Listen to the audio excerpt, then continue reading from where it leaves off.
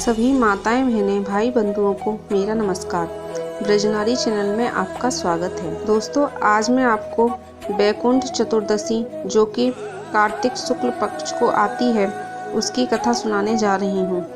वैसे तो कार्तिक का पूरा ही महीना व्रत त्योहारों का होता है और ये महीना भगवान श्री हरि नारायण को अति प्रिय है।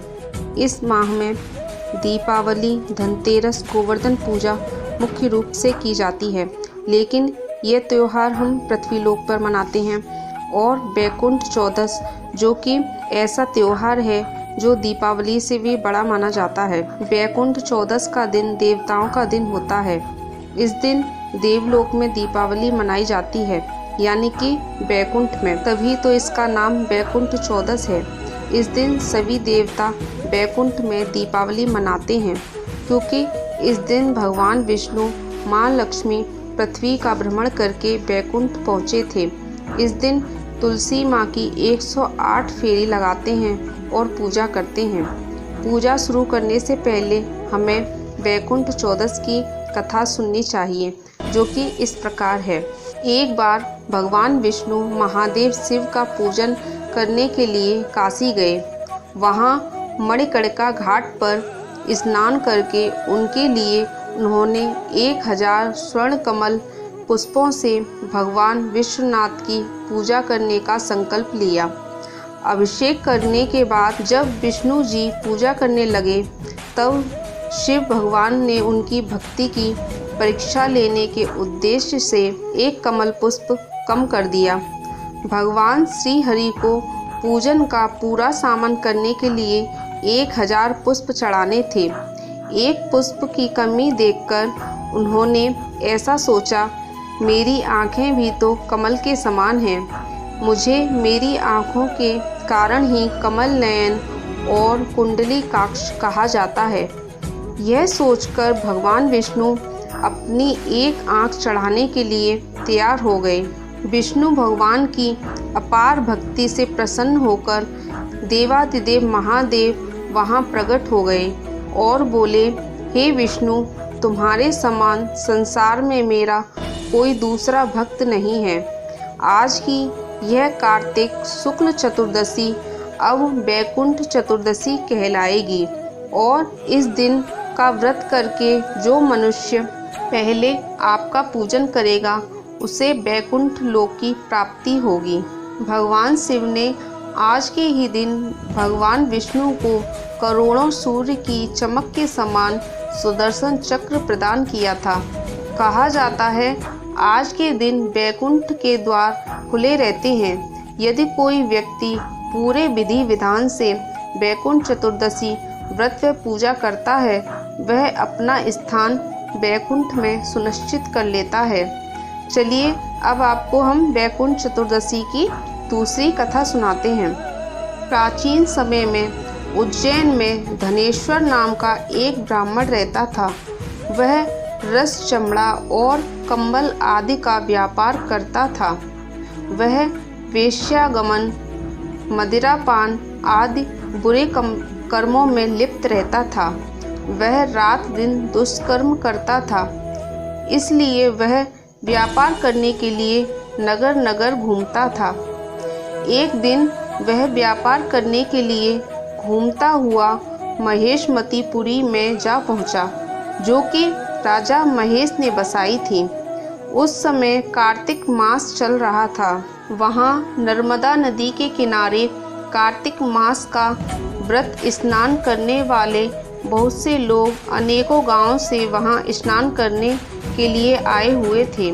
धनेश्वर ने उन सभी को देखा और अपना सामान बेचता हुआ वह भी वहीं रहने लगा। 1 मास तक वह भी वहां रुका रहा।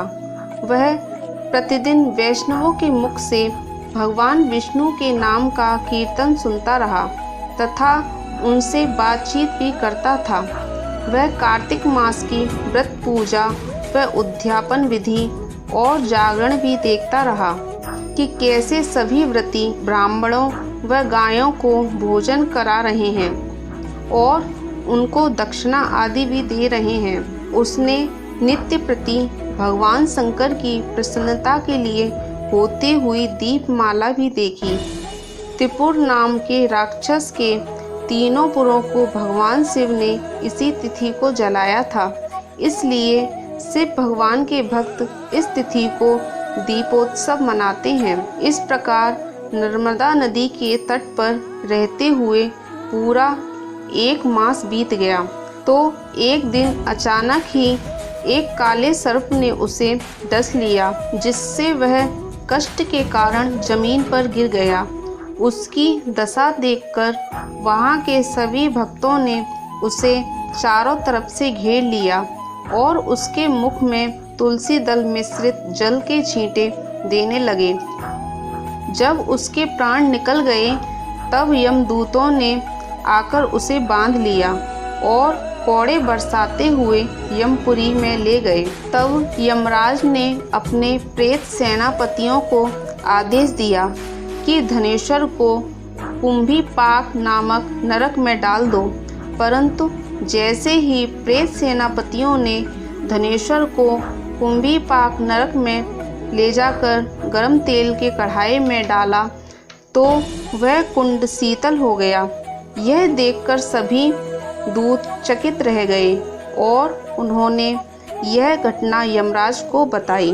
उसी समय वहां नारद मुनि पहुँचे और उन्होंने यमराज से कहा, सूर्य नंदन, यह ब्राह्मण नरकों का उपभोग करने के लिए नहीं है। जो मनुष्य पुण्य कर्मों को करने वालों का दर्शन, स्पर्श और साथ में वार्तालाप करते हैं, वह उनके पुण्य का छठा अंश प्राप्त कर लेते हैं। और यह ब्राह्मण तो 1 मास तक श्री हरि भगवान के कार्तिक मास का अनुष्ठान करने वाले असंख्य भक्तों के संपर्क में रहा है, अतः यह उन सबके पुण्य का भागी रहा है।